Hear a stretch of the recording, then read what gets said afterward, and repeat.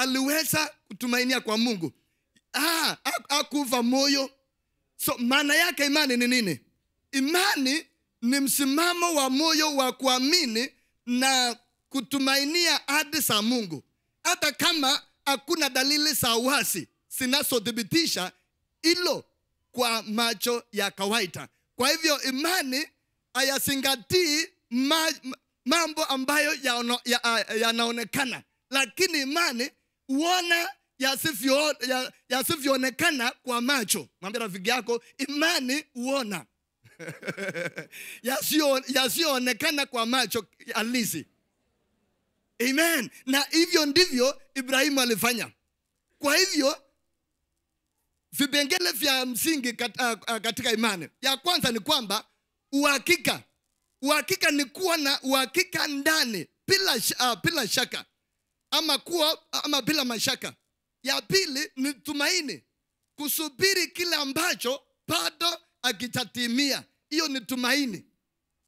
Na ya mwisho ni kwamba uaminifu wa Mungu, kumtegemea yeye zaidi ya hali au hisia. So imani iko ya kwanza na uhakika, ya pili iko na matumaini, ya mwisho unategemea Mungu, ya kwamba hata kama hali yangu iko vile ilivyo, lakini sioni hii hali, lakini naendelea kumwona Mungu, kwa sababu chochote chaweza kutokea kila wakati. Anaweza badilisha kila hali wakati wowote, hata wakati tunaongea sahi, kwa sababu yeye yako mahali hapa.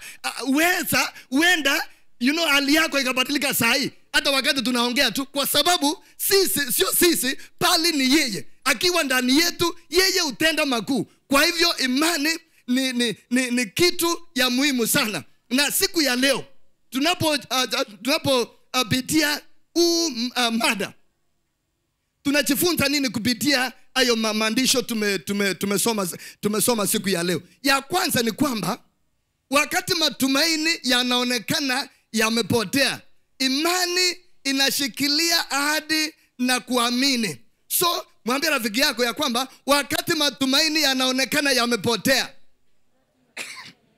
sema kwa nguvu, imani inashikilia ahadi na kuamini. Hebu tusome 18 hapo. 18. Biblia inasema ya kwamba naye aliamini kwa kutarajia yasiyoweza kutarajiwa. Yani Ibrahimu aliamini yasiyoweza kutarajiwa. Sijui kama unapata hapo. Ya kwamba kwa mtu wa kawaida angeweza kusema ya kwamba mwanaume wa miaka 100 na mama wa miaka 90 hawangeweza kusema ya kwamba huyu ataweza kuzaa, lakini Ibrahimu akashikilia ahadi za Mungu. Kwa hivyo imani ambayo inazaa matunda ni imani ambayo inashikilia ahadi za Mungu. Kwa hivyo ahadi za Mungu, kama Mungu amesema na haiwezi ikabadilika. Kwa hivyo Ibrahimu akashikilia hiyo imani. Na Biblia inasema ya kwamba mahali popote alienda alikuwa akisema, imagine sasa, sijui baada ya kuoleka wakangojea siku ya kwanza, mwaka wa kwanza, mwaka wa pili, wa tatu, wa 4, wa 6, 7, mpaka sasa hawako wakihesabu tena. Lakini kila alipoamka, vile alikuwa akijitambulisha, anasema mimi ni baba wa mataifa. Mwambie rafiki yako, mimi ni baba wa mataifa. Lakini ana mtoto, yani na miaka 100, my friend. Mwambie rafiki yako, na miaka 100.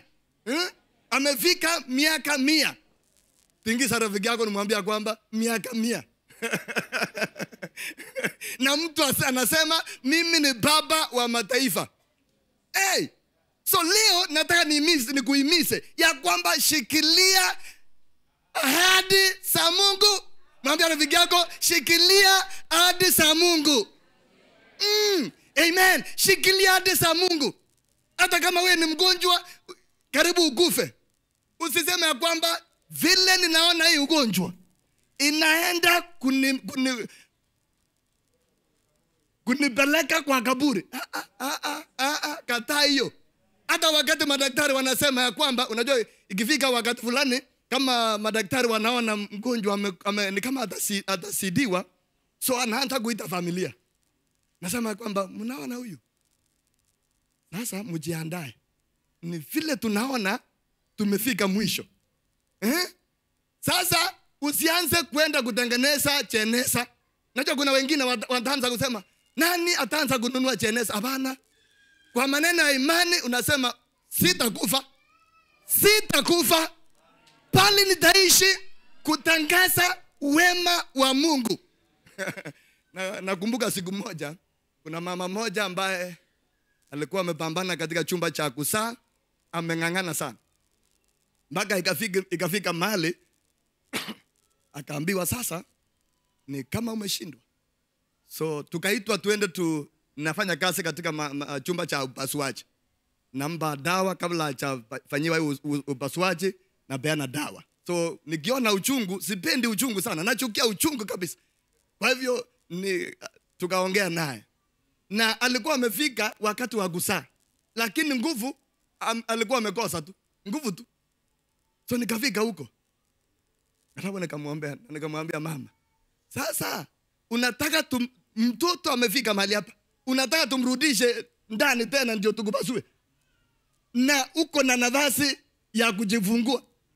Na nikamwambia sasa weka imani. Angangana kidogo, kama anashindwa. Nikamwambia basi tusaidie tuingie ndani. Nikamwambia sasa tukiwa huko ndani najiandaa dawa kidogo. Na mama, unajua sasa vile nikikupa hii dawa hakuna nupaswaje tu. So mama ni kama ilifika mahali akasema sasa wacha niweke imani kabisa ya mwisho. Akangangana sasa, akaanza kupiga nduru ile ya mwisho. Kaanza kupiga nduru ile ya mwisho. And then I'm praying for him, for her. Namuombea kwamba Mungu msaidie. Wacha huyu mtoto atoke. Nikiandaa dawa pole. Kidogo tunasikia mtoto. Yaani imani. Mwambie rafiki yako imani. Imani. So shikilia ahadi za Mungu. Hata kama hali yako ni mbaya namna gani. Pengine kuna ugonjwa umeambiwa ya kwamba vile tunaona hii haina dawa. Kwa mapigo ya Yesu Kristo tulipata nini? Tulipata kupona. Amen. So kwa hivyo inastahili tushikilie ahadi za Mungu. Mwambie rafiki yako shikilia ahadi za Mungu. Shikilia ahadi za Mungu. Ona Petero hapa katika Luka mstari wa mlango wa 5 mstari wa 4 na 6. Biblia inasema kwamba Petero alienda kufua usiku mzima. Baada ya kufua samaki hakupata hata ile ndogo. Mwambie rafiki yako hata ile ndogo. Sijui mnaita nini ndogo? Huyo hakupata. So usiku mzima. Sasa akawa amekufa moyo. Akawacha chasi yake, neti, akaanza kuoga huko. Kawacha kila kitu. Lakini Yesu akakuja, akaomba chasi yake, akatumia. Baada ya kutumia, akamwambia Petero, sasa fusha ama lekeza chombo chako ndani, kilindini sana. Petero akamwambia Yesu, usiku nzima nimekuwa nikifua hapa, lakini sijapata chochote. Usiku nzima nimekesha. Imagine sasa umekesha, lakini hujapata nini? Chochote. So ni kama alikuwa nikiona Petero ni kama alikuwa akimwambia Yesu, yani unafikiria kweli Yesu vizuri? Usiku nzima 24 hours nimepambana na unaniambia nielekeze tena. Lakini akasema kwa sababu umesema nitafanya, kwa sababu umesema nitafanya. Na Biblia inasema kwamba vile alifanya hivyo, Biblia inasema kwamba mahali pale alikuwa kingangana, alianza kufua na kupata samaki wengi, mpaka akaanza kuita wengine, karibu neti ianze kupasuka. Kwa sababu gani? Ahadi za Mungu. Vile Mungu amesema, shikilia ahadi za Mungu. Sijui unatarajia nini, lakini shikilia, endelea kushikilia kabisa. usitupe matumaini, bali shikilia kabisa. Ya pili, kwa sababu ya wakati, tunapojifunza, ya pili ni kwamba imani upaki imara ikitulia katika tumaini licha ya hali yake dhaifu. 19 ama 19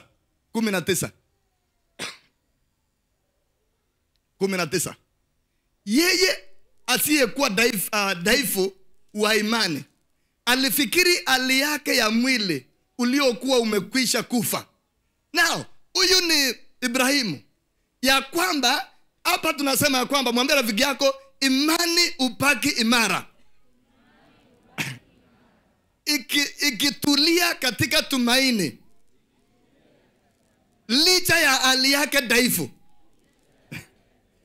Amen. So licha ya hali yake dhaifu, Biblia inasema kwamba hata ingawa walikuwa wakiona siku zao zimekwisha na wamengojea kwa Mungu sana, Biblia inasema kwamba waliendelea kushikilia imani. Waliendelea kushikilia imani hata ingawa hali yao ilikuwa imepita, lakini waliendelea kushikilia. Mungu hafanyi kazi kwa haraka, bali kwa wakati wake kamili. Nataka mwambie rafiki yako kwa herufi kubwa. Mwambie rafiki yako kwa herufi kubwa. Nataka urudie. Mungu hafanyi kazi kwa haraka bali kwa wakati wake kamili. Bali kwa wakati wake kamili. Kwa hivyo lazima tutulie ndani ya ndani yake. Kwa sababu gani? Anafanya kazi kwa wakati wake. Unajua sasa tunangojea mpaka, unajua Sara alingojea sana mpaka ikafika mahali akamwambia, ama Yesu alisema. Mwambie rafiki yako, ama Yesu alisema. Alimwambia bwanaga, ama Yesu alisema tutapata huyo mtoto kupitia chakasi wetu. Pengine tutapata, pengine alisema, pengine alianza, Sara alianza kuwa na shaka na ndibona shida ikaanza kutokea. Lakini Ibrahimu alianza kushikilia, alishikilia imani hata ingawa hali yake ilikuwa dhaifu, bali alingojea Mungu akijua ya kwamba yeye ni mwaminifu. So katika maisha kuna nyakati ambao mwili unachoka, moyo unalemewa na hali inaonekana kutothibitika, lakini hata katika udhaifu huo kuna nguvu ya ajabu inayobaki thabiti. Hiyo ni imani. Amen. Na Wakorintho wa pili mlango wa 12 mstari wa 9 inasema kwamba, lakini akaniambia neema yangu ya kutosha. So katika hiyo hali yote neema ya Mungu utosha. Mwambie rafiki yako, katika hali yoyote neema ya Mungu inatosha. Amen. So neema ya Mungu, wakati unangojea, neema ya Mungu inatosha. Kwa sababu kuna wakati unafika ni kama karibu ukate tamaa, lakini kumbuka neema. Mwambie rafiki yako, kumbuka neema. Kumbuka neema. Neema ya Mungu ni mpya kila wakati na hawezi akatuacha.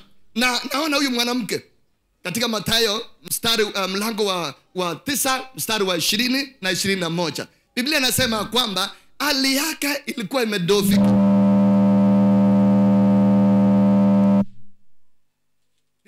Biblia inasema kwamba hali yake ilikuwa imedhoofika. Alikuwa amegonjeka kwa miaka 12. Na Biblia inasema kwamba alikuwa akitokwa na damu. Miaka mingapi? 12. Akitokwa na nini? Akitokwa na damu. Na unajua kutokwa na damu sio kitu rahisi.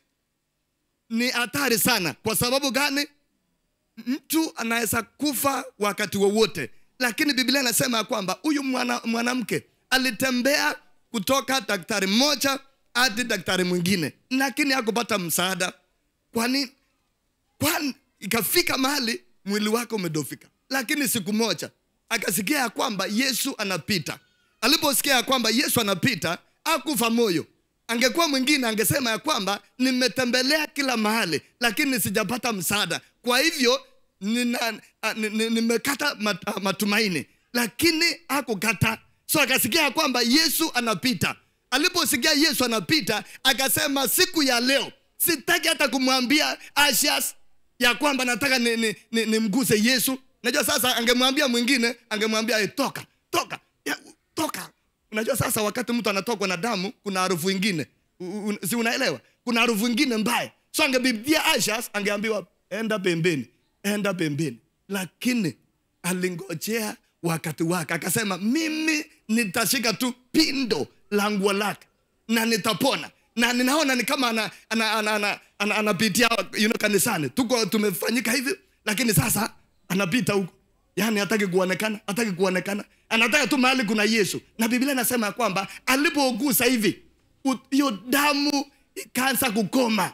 Kwa nini? Imani. Hakuona hali yake dhaifu, bali aliona Yesu na akawa na imani. Kwa hivyo siku ya leo usione hali yako, ona Yesu siku ya leo. Kwa imani useme ya kwamba hata kama hali yangu ni ngumu namna gani, lakini siku ya leo nataka tu niguse upindo la Yesu. Nataka tu niguse na leo nitapona, na leo hali yangu itabadilika katika jina la Yesu Kristo. Can somebody say amen? Kwa hivyo Yesu ni mwema. Yeye ako na nguvu na uwezo. Sisi tu ni kufanya nini? Kushika imani na kushikilia bila kuona hali yetu. Na kwa kweli maisha haitabaki vile ulivyo. Hata kama uko na ripoti nyingine ambaye daktari amekupa ama yeyote amekupa. Pengine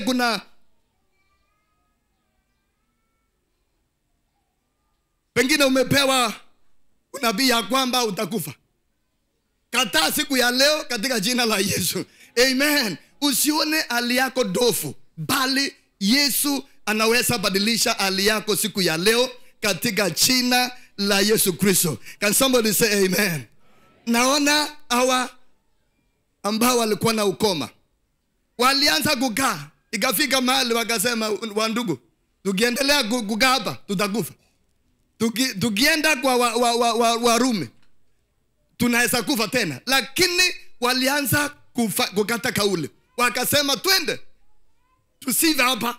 Twende. So walianza kuchukua hatua. Na Biblia inasema kwamba alipochukua hatua, Yesu alianza kumagnify their step. Ya kwamba nyayo zao sikawa kama ya ami kubwa sana, ya jeshi kubwa. Walipoweka hivi, yani kila kuna mtetemeko. Yani kwa sababu Yesu alianza kuingilia nyayo zao. Akaanza kutumia nyayo zao kama jeshi. Yani hiyo ni hatua ya imani. Mwambie rafiki yako hatua ya imani. Na ukiona baadaye walianza kubarikiwa na kupata chakula nyingi. Kwa sababu gani? Kwa sababu ya imani. Na Peter na Yakobo na Petero na Yohana wakiingia hekaluni, wakapata mtu ambaye amelemaa kwa muda. Na watu wote walikuwa wamezoea ya kwamba huyu ni kiwete na kuna jinsi tutambadilisha.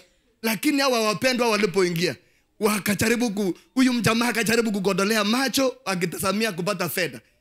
Petro na Yohana wakaambia, fedha hatuna wala dhahabu hatuna, bali katika jina la Yesu Kristo aliye hai anza kuamuka. Tell your friend, lazima utembee kwa imani. Mwambie rafiki yako tembea kwa imani. Tembea kwa imani. Mahali pako pa kazi tembea kwa imani. Kila mahali tembea kwa imani. Tembea kwa imani.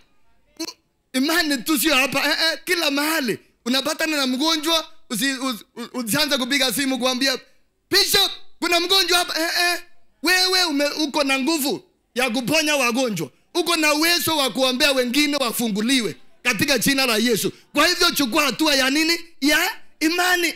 So Peter akaona ya kwamba ni kama huyu mjamaa juu ya kwamba amepona. Sasa akaanza kushikilia.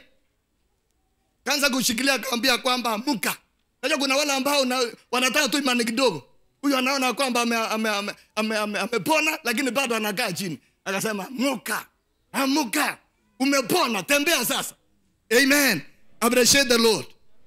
Amen. Najua ya kwamba utapata hiyo Kiingereza. Nasema ya kwamba shangilia Bwana. When you say appreciate, ni kusema shangilia Bwana. Amen.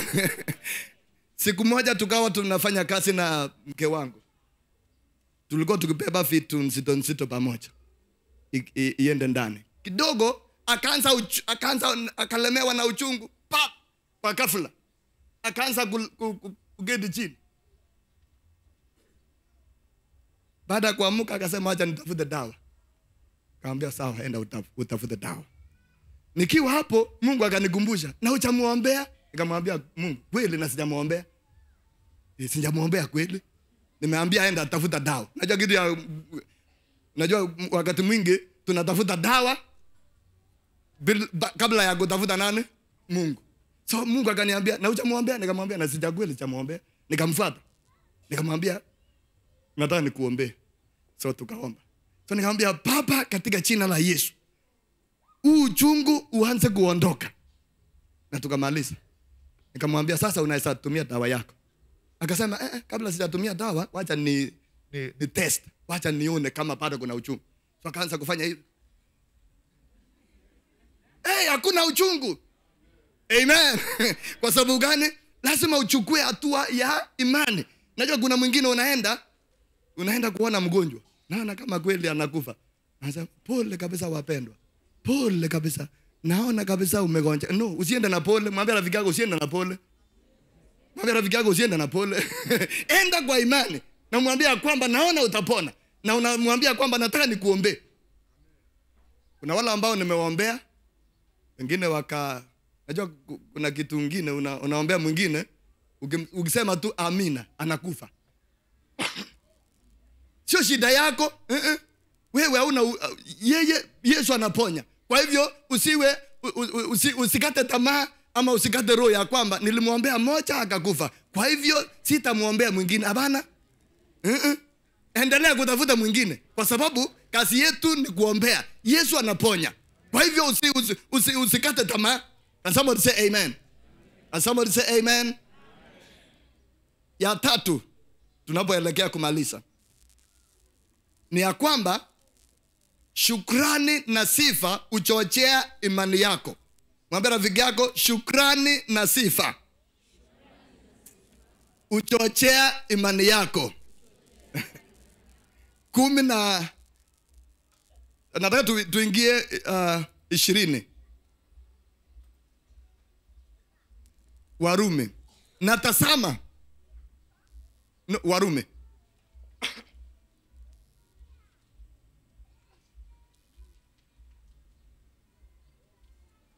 Mlango wa 4 mstari wa 20.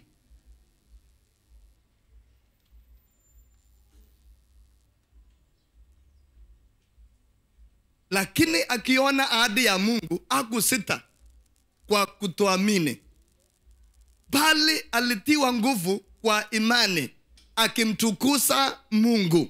Now, kwa hivyo Ibrahimu hakuwa amebarikiwa, lakini alianza kumtukuza Mungu. Hiyo ni imani. Alianza kumshukuru Mungu kwa ajili ya hiyo miujiza. Alianza kushukuru Mungu. Kwa hivyo shukrani uchochea imani yetu, na shukrani ni hali ya imani. Unaanza kushukuru Mungu kabla hujapata jawabu. Unaanza kushukuru Mungu. Yaani jifunza kushukuru Mungu. Kwa sababu gani? Ukianza kushukuru Mungu, hali yako inaanza kubadilika. Mawazo yako inaanza kubadilika. Hali ya anga inaanza kubadilika. Na sasa unaanza kutarajia, unaanza kuwa na matarajio makubwa. Kwa sababu gani? Ya kushukuru Mungu. Anza kushukuru Mungu. Mwambie rafiki yako, kwa hiyo hali yako umekuwa ukitarajia Mungu. Anza kushukuru Mungu. Kana ya kwamba umeshapata. Yaani hiyo ni imani ya kwamba shapata. Unaanza kushukuru. Unaanza kumshukuru Mungu. Sifa, shukrani hufanya tukumbuke matendo makuu ya Mungu. Na hiyo hali huimarisha imani yetu kwamba atafanya. Kwa hivyo shukrani ni kitu cha muhimu sana. Shukrani hutenda mambo makuu. Paulo na Sila wakiwa wamefungwa korogoroni, wakiwa ndani, wakiwa gerezani, wakaanza wamechapwa, wamefungwa, lakini uko ndani hawakuwa na vyombo. Na Biblia inasema kwamba ilipofika saa 6 walianza kumshukuru Mungu. Sijui walikuwa wakiimba wimbo gani. Vile wanamuziki walikuwa wakianza wimbo ama wakilete beats ili kwaya waanze kuimba. Na nadhani ya kwamba walianza kugonga hivi. Chik. Chik. Uko ndani kwanza. Chik. Yani maandalizi. Chik. Fanya hivi. Yani hiyo ni minyororo. Uko ndani. Fanya hivi miguu. Yani ni kama unagonga. Yani naanza kuwa chingili. Chingili. Chingili. Chingili. Na wako ndani wanatokwa na damu. Lakini wanaanza kufanya nini? Wanaanza kushukuru. Alafu sasa wakaanza. Wewe ni Mungu mkuu, waweza yote, hakuna Mungu kama wewe. Na ile vifaa vyao. Chingili. Chingili. Chingili. Yani nasema ya kwamba Mungu, Biblia nasema ya kwamba alianza kushuka. Alianza kushuka. Na sasa vifungo vikaanza kukatika. Hata wale ambao walikuwa wakisikia, vifungo vyao vilianza kukatika. Na watu wote milango vya gereza vikaanza kufunguka katika jina la Yesu Kristo. Kwa hivyo nakutia moyo siku ya leo ya kwamba asubuhi unapoamka usiamuke na kuanza kusema huyu bwanangu ni shida, huyu mwana, ama baby, my wife is usianzie shida, anza kushukuru Mungu. Asubuhi hata wakati unafanya kazi yako unaanza kusema wewe ni Mungu mkuu, waweza yote. Lakini bado uko na ugonjwa ama kitu yenye unapambana, lakini sasa unaanza kufanya nini? Unaanza kumtukuza Mungu. Hakuna Mungu kama wewe. Wewe ni Mungu.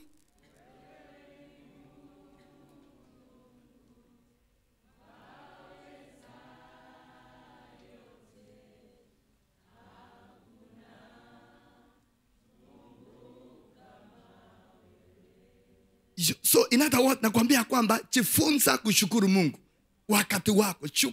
Chukua nafasi mzuri kila wakati kumshukuru Mungu. Hata kama hali yako ni gani. Hata kama unaona kwamba ni kama hali yako haibadiliki, endelea kushukuru Mungu tu. Endelea tu kushukuru. Endelea tu kushukuru. Kuna wakati moja, familia moja tulikuwa tumewasaidia hospitalini. So baada walikuwa wakitoka side ya Eldoret. So siku moja baada ya kutoka tulikaa nao nyumbani karibu wiki sijui 2 ama 3. So baadaye walienda na wakarudi kutoa neno la shukrani. So wakakuja pamoja jioni. After some time, so wakakuja. So kalete vile vitu ambavyo walikuwa wameleta. So sasa ikafika wakati tunataka kuomba. Kushukuru Mungu kwa ajili ya vile amefanya. So tukijaribu kuomba, uwepo wa Mungu ukaanza kushuka. Hatukujua ya kwamba walikuwa wakipitia hali fulani. So na Mungu aliwatembelea, walianza kutapika vitu vingine hatujaiona. Na tumesema tu, yani shukrani tu, walikuja kusema nini? Asante. Kumbe Mungu akaanza kufanya mambo yake. Mmoja wao ambaye ni binti wa huyo mama alikuwa ameacha shule, aliacha shule akiwa kidato cha 2. Na alikuwa shaoleka, alikuwa na watoto tayari kitu kama 4 ama nini. Lakini baada ya kufunguliwa alirudi nyumbani, akaanza kwenda form 2 kidato cha 2. Akaanza kusoma, baada ya kumaliza akaenda chuo cha Biblia. Akamaliza, wakati tunaongea sasa yeye ni mmoja wa wachungaji. Yani alikuja tu na neno la nini? Shukrani. Lakini Mungu alikuwa na package nyingine. So mwambie rafiki yako, wakati unamshukuru Mungu unapata another package. Kama haelewi utamtafsiria kwa Kiswahili. Amen. Ya mwisho, kwa sababu ya wakati, ni kwamba imani uweka tumaini lake lote kwa Mungu na kumtegemea kikamilifu. Nataka urudie nyuma yangu. Ya kwamba imani uweka tumaini lake lote kwa Mungu na kutegemea kikamilifu na kumtegemea kikamilifu. 21. Nataka urudie tena. Imani uweka matumaini lake lote kwa Mungu na kumtegemea kikamilifu. Biblia inasema ya kwamba Mungu akijua hakika ya kuwa Mungu aweza kufanya yale aliyoahidi. Huku akijua hakika. Nataka turudie pamoja hilo andiko. Huku akijua hakika ya kuwa Mungu aweza kufanya yale aliyoahidi.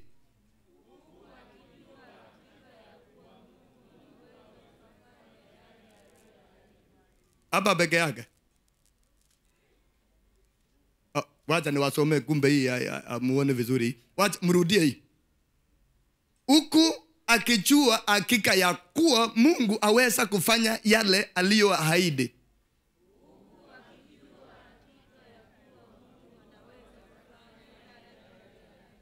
Amen. Ya mwisho watoto, huku akijua hakika ya kuwa Mungu aweza kufanya yale aliyoahidi.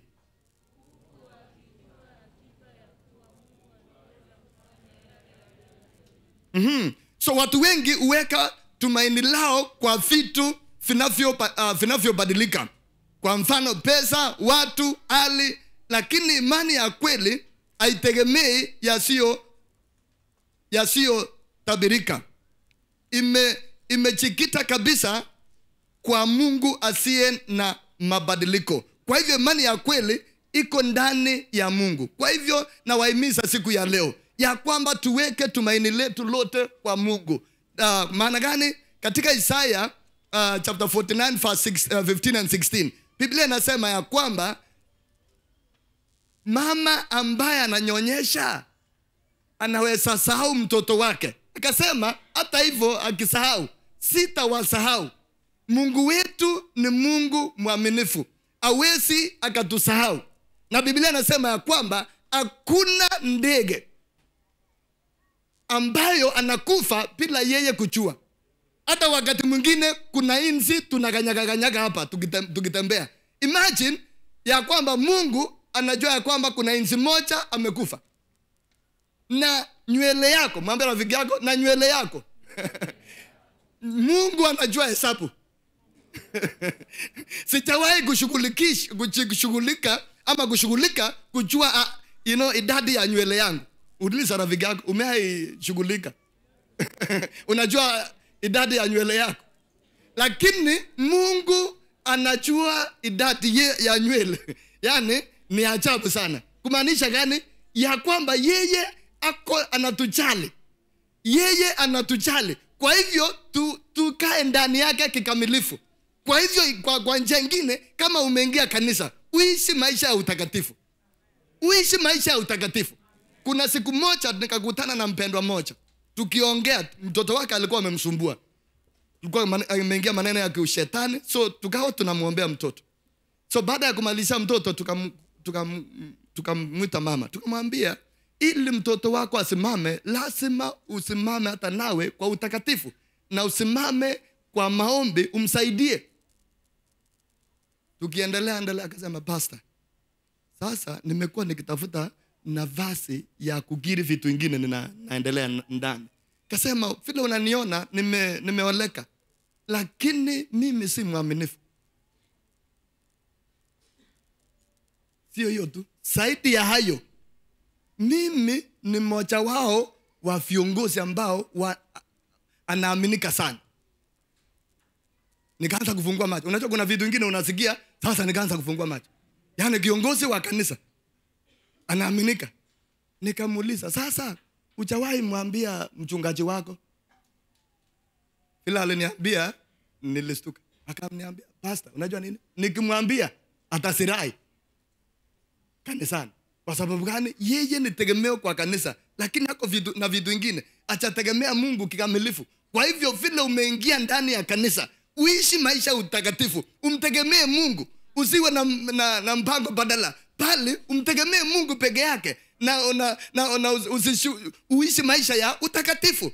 Ukimtegemea nani? Ukimtegemea Mungu, tumtegemee Mungu. Yeye ni mwaminifu. Yeye ako na uwezo ya kwamba anaweza tenda. Yeye anatenda. Kwa hivyo wapendwa, siku ya leo nataka niwahimize ya kwamba tumtegemee Mungu na tuishi maisha ya utakatifu. Kijana, wakati unataka kuoleka, najua kuna wengine ambao akitaka kuoleka, msichana akitaka kuoleka, kijana anaanza kuwa na vitu vingine.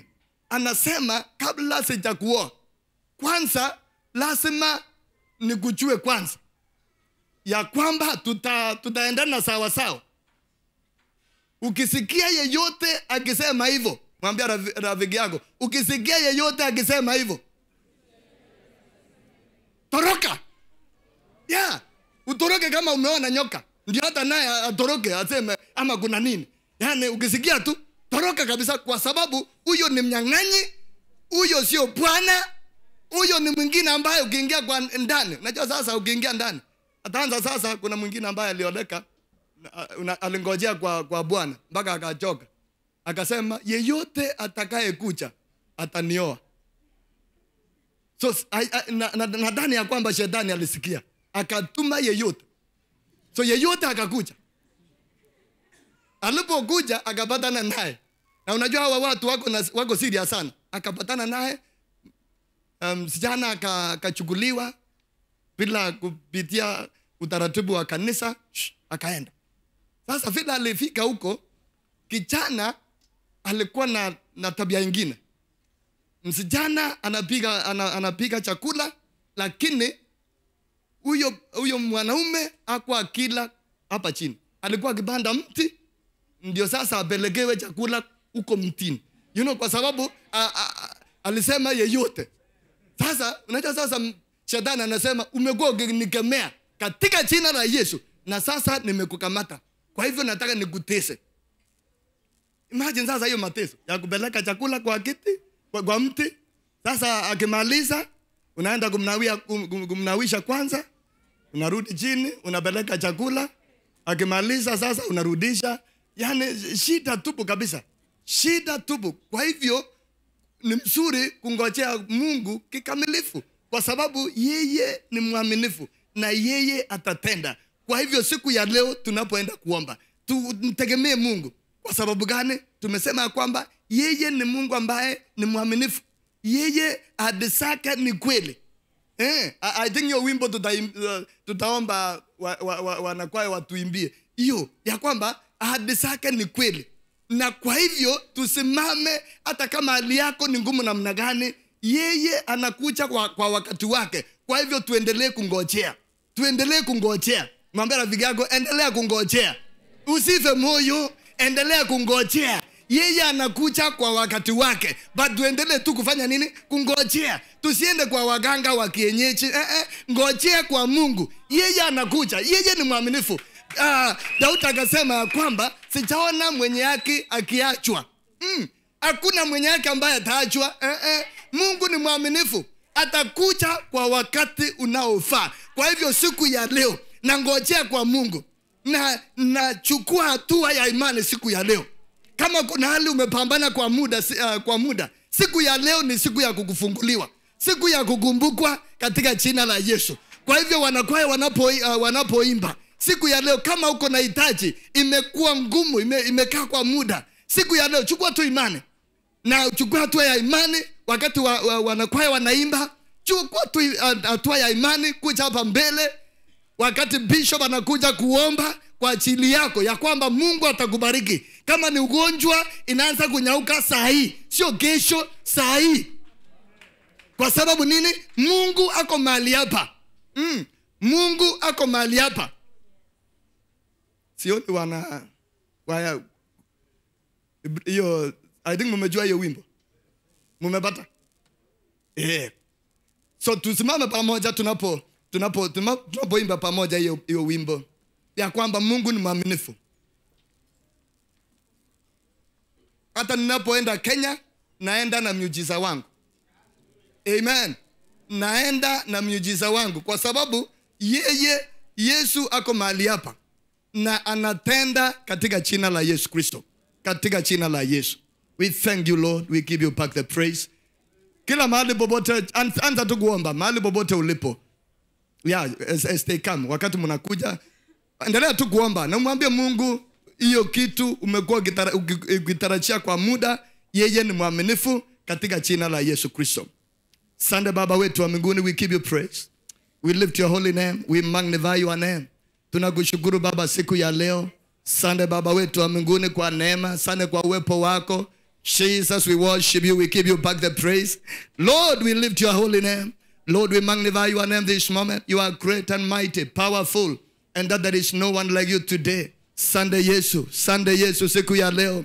Sande kwa miujiza ambayo unatufanyia Bwana. Sande Baba siku ya leo Bwana, tunasema ni asante wala ambao wamekuwa kutarajia kwa mahitaji mbalimbali. Sande Baba kwa sababu pamoja nasi na unatenda siku ya leo kwa ajili ya utukufu wa jina lako. Sande Baba wetu wa mbinguni, we give you praise, oh God. Thank you Jesus. Thank you Lord.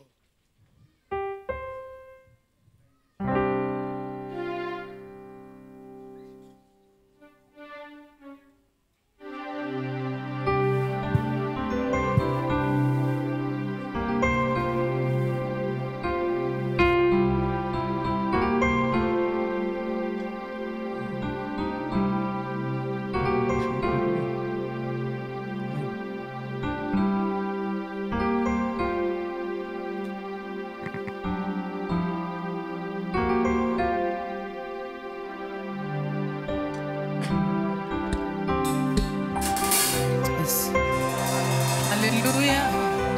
Bwana akisema ndio.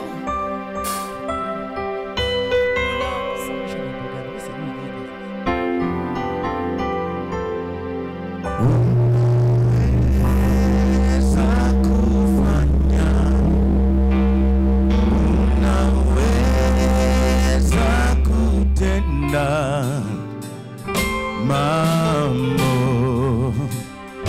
makubwa zaidi ya niombavyo. Unaweza kufanya, unaweza kutenda mambo makubwa zaidi ya niombavyo. Unaweza, unaweza mambo makubwa. Bwana Yesu, Yesu naweza, Yesu naweza mambo. Kaze Bwana sauti, mwambie tena zaidi. Yesu naweza, hakuna gumu kwako Yesu, Bwana wangu. Mambo makubwa Bwana Yesu,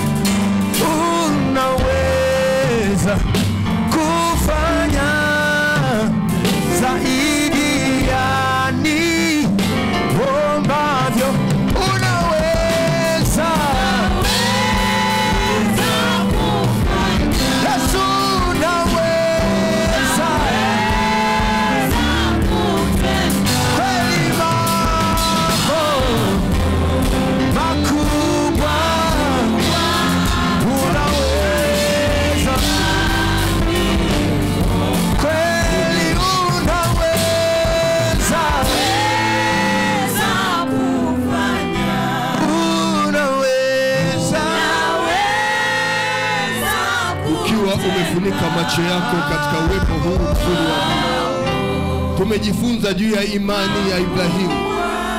Tumeona jinsi Ibrahimu alivyoweza kumtegemea Mungu. Pamoja na kwamba alipita wakati, lakini alijua bado Mungu anaweza akafanya aliyoahidi. Tumejifunza kushikilia ahadi za Mungu. Mungu ni mwaminifu katika ahadi. Usiogope, usidharau ahadi ya Mungu.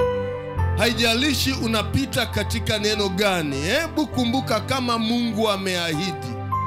Ingawa Ibrahimu alikuwa mzee na mke wake amezeeka, amekoma, hawezi kuzaa, bado Ibrahimu alijiita ni baba wa mataifa mengi. Wewe ni baba wa mataifa. Kuna mambo makubwa yako mbele yako. Haijalishi hali unayoipitia wakati huu, hebu shikilia ahadi. Mwambie Mungu, ninaliamini neno lako. Hebu tuombe kwa dakika chache kabisa, muda sio rafiki, lakini omba kwa dakika chache. Baba, katika jina la Yesu. Baba, katika jina la Yesu. Tumeona juu ya baba yetu wa imani Ibrahimu, jinsi Ibrahimu alivyoweza kushikilia ile ahadi uliyomwamini. Hakuangalia hali ya udhaifu wake, wala hakuangalia hali ya udhaifu wa mke wake, lakini alidumu katika kukuamini, na kweli Mungu ulimtendea. Tunakushukuru. Asante kwa uponyaji, asante kwa baraka, asante kutuinua hata wale waliokuwa wamekata tamaa, lakini kwa sababu ahadi yako ipo inaishi. Hakika Mungu utaturejea tena, utaturejea tena. Wewe ni kama mwamba uliotembea na wana wa Israeli jangwani. Wewe ulitembea nao, ndivyo unavyotembea na sisi leo. Tunahitaji macho ya imani, tunahitaji macho ya kuamini katika jina la Yesu Kristo. Tunakushukuru, tunachochea imani zetu, tunachochea imani katika mioyo yetu Bwana, kwamba wewe utatenda. Asante kwa neno lako, asante kwa mtumishi, asante kwa ajili ya mkutano huu katika jina la Yesu Kristo.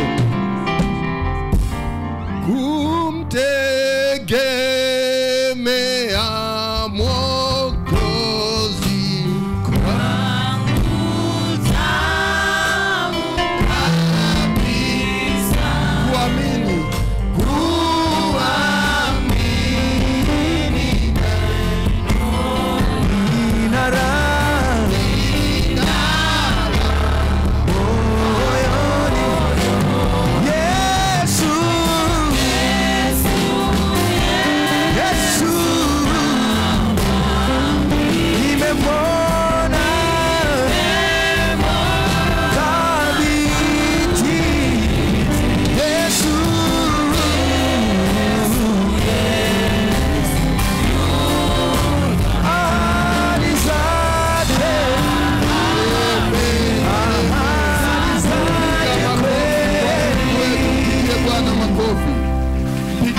makofi ya uhai, makofi ya imani, mtu aliyejaa imani, makofi ya mtu anayejua Mungu atatenda.